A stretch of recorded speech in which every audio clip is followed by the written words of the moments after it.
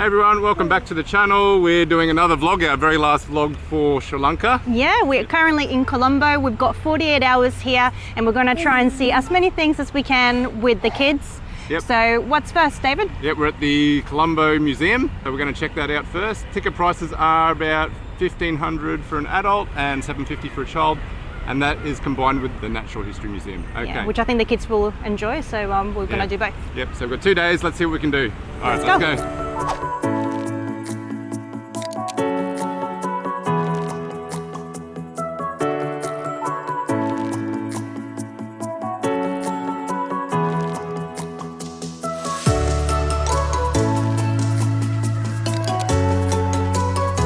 Finished at the Colombo National Museum, and I have to say that it's a really great museum to visit with children. There's lots of information there, it's all beautifully laid out. I really particularly enjoy the fact that it goes all the way back to the very beginning of how planet Earth came to be and how life progressed from then on and how it all developed in Sri Lanka over the years. And I think, oh yes Eva. And I think there was plenty of information there, so you don't really need a guide. One thing to remember though is that there's no air cons anywhere, so it does get really warm, so make sure that you bring lots of water with you. But apart from my experience, I like to hear from a couple of other visitors. Joaquin, hello. What did you like about the museum the most? The masks were cool? Yeah, and what about you, Eva? My favorite part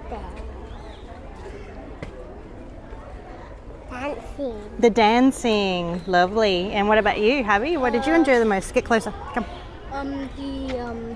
The device to scare the mice away. Oh yeah, that was really cool. So you walk through a section where it shows you the setup of a village, the houses, the agriculture, and it had different devices, and one of them was how to scare the mice, and Javi was really intrigued by that one. So now we're going to head to the National Museum of History. We bought the combined ticket, so it includes entrance to both. So let's head that way now. We just finished at the Natural Museum of Natural History and we had a fantastic time. Now I do have to say it is very dated, so don't expect, you know, the latest technology in displays and that kind of thing, but the kids honestly had a complete ball. There was just so much information about the natural history of Sri Lanka, and I think it was a fantastic recap to our whole trip here because we saw so many of the animals, plants, wildlife, things that we encountered throughout our trip. We found double coconuts. This is the first. Looks like a butt. A butt coconut. The highlight of the museum is the skeleton of a blue whale, which is about 20 meters long. The blue whale actually washed up on the beach of Ambalangoda, and I don't know if you remember, that's actually the first place that we went to on our trip to Sri Lanka. So if you want to watch that video, make sure that you do check it out. Now, Javi was completely in awe of the skeleton because he's in love with blue whales, and we haven't been able to see one on this trip, unfortunately, out in the ocean. But that was a fantastic way to recap our trip. We're finished, so we're going to head on to our next destination, which is actually a short walk away from here. Let's go.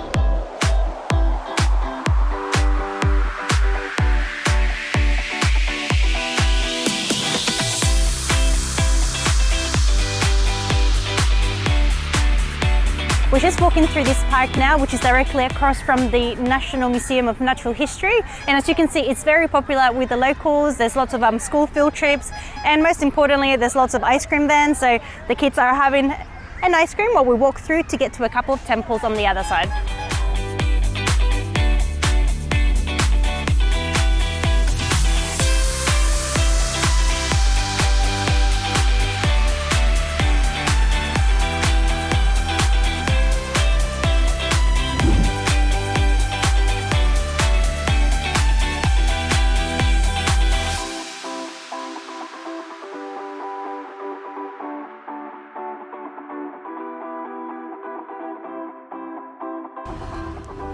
We just arrived at our next destination, which is the, I can't pronounce this, the Gangaramaya Buddhist temple, which is one of the oldest temples in Colombo.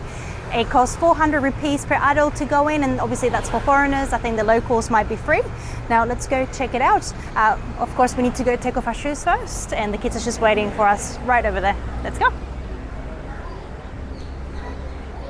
So we just made it to the back of the temple and we found these stupas and Buddhas just up here, and it reminds us of Yogyakarta when we went to the temple of Borobudur in Indonesia, and we actually have a video of that if you'd like to check it out. But yeah, I think just the style, the colour really reminds us of that trip. And it's also very unique to the things that we've seen in temples here so far. I don't actually know much about these, but I saw this sign that said smallest Buddha statue, and if you look in there, there's a statue that's probably about, I'm going to say maybe half a centimetre, and it could be made of gold. It is tiny and you have to look at it through a little magnifying glass, and it's probably the coolest thing that I've seen so far.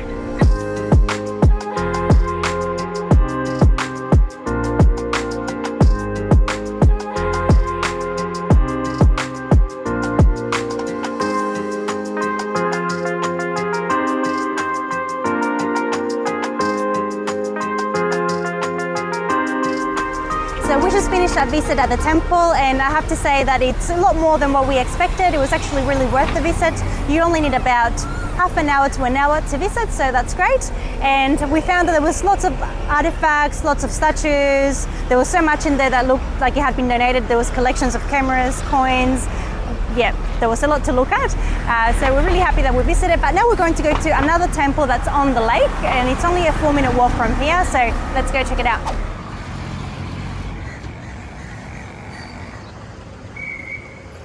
We just made it to the next temple, which is called the Gangarama Sima Malakaya Temple. You can actually use the same ticket that you used to get into the other temple to access this one as well. Now we're going to go for a little walk around. As you walk in, the first thing that you notice is all the golden statues, and this particular temple is also located on a lake on cement slabs, so it's a floating temple, which is pretty cool. We're just going to go for a little walk around and let's check it out.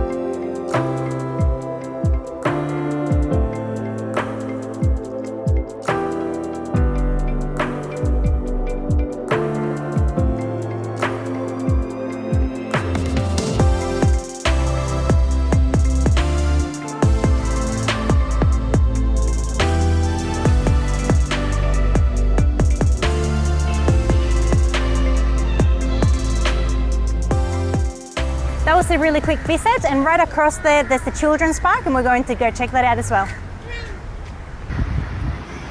So we saw this place on the map and we decided that we will walk to it. Apparently there's a children's park and there's this really cool bridge to cross, but it is closed for maintenance, so we can't do that right now. Instead, we've just spotted some swans on the lake and we're going to go give them a go just for fun. And after that, we're going to go get some dinner and maybe some shopping, but I don't really want to bore you with that. You probably don't want to see us doing that anyway, so we'll pick this up again tomorrow.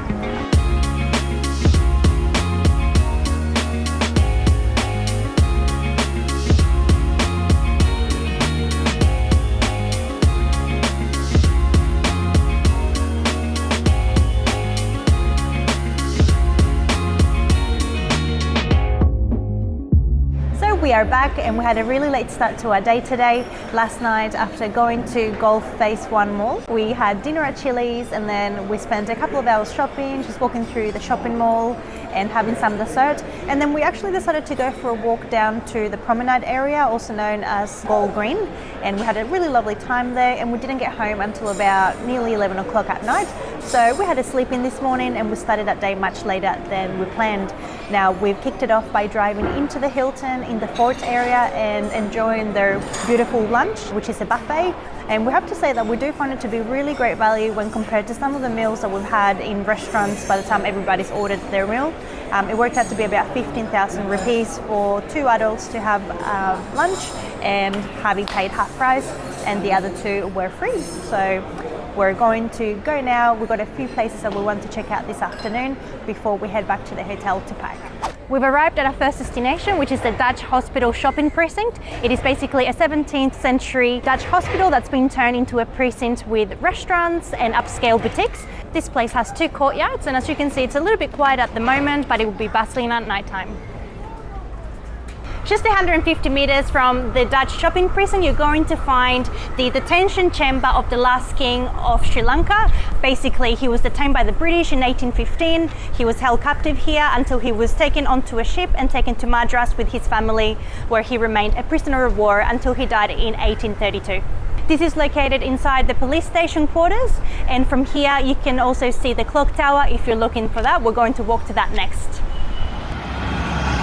We're now standing in front of the lighthouse clock tower that was commissioned in 1857.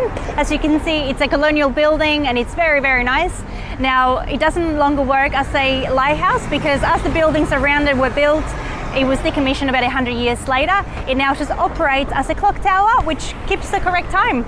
Now from here you can see the Central Point building, which is actually the Economic History Museum, where you can learn about coins and the history of money in Sri Lanka. And directly across we can see the ocean, so obviously the ocean has to be nearby for the lighthouse to work. We're going to walk to the lighthouse, and we saw these steps and we thought maybe we can go upstairs, but you cannot, unfortunately, but you can take a fun photo from here. We've just continued to wander through the city and we've come across this other lighthouse. This is the lighthouse that was built after the other one was decommissioned. I think we walked through the police barracks. It looks like there's training grounds, lots of policemen around who are very friendly. We also walked past the office of the President of Sri Lanka. And right behind us, you can also see a temple. So lots to see. Now we're going to continue our walk. We're going to head towards the Pete market.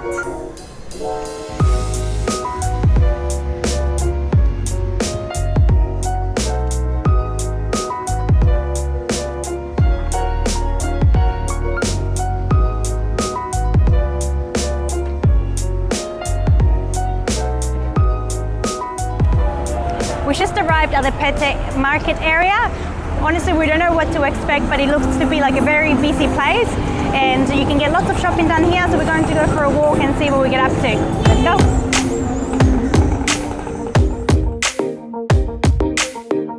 We just stopped to get a drink. We're getting some juices. This orange juice is 250 rupees. Yeah, it's alright. What have you got? Right? Yeah, great. I kind of like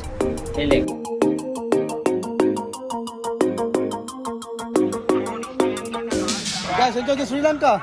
Thank you.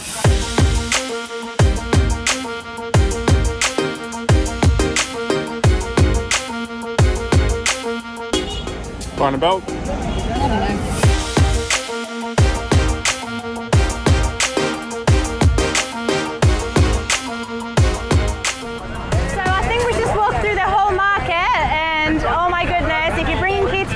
Sure that you keep a hold of them very strongly. It is very busy, very loud. There are motorbikes and tuk-tuks driving through it, but there's a lot there, so anything that you need you can buy here at very cheap prices. There's not much that we're after, we're just really just having a look. It's just a touristy thing to do, but I do recommend that you at least come and check it out even if you don't spend your money here.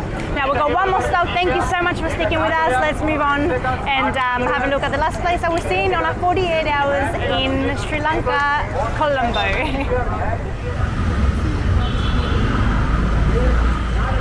So we've just made it to our last stop, which is the mosque right behind me. It is called, I'm going to read it, it's Jamia Mosque. And it was built in 1908, and as you can see, it is very unique. We have seen plenty of mosques in Qatar, and I do have to say that it's very impressive.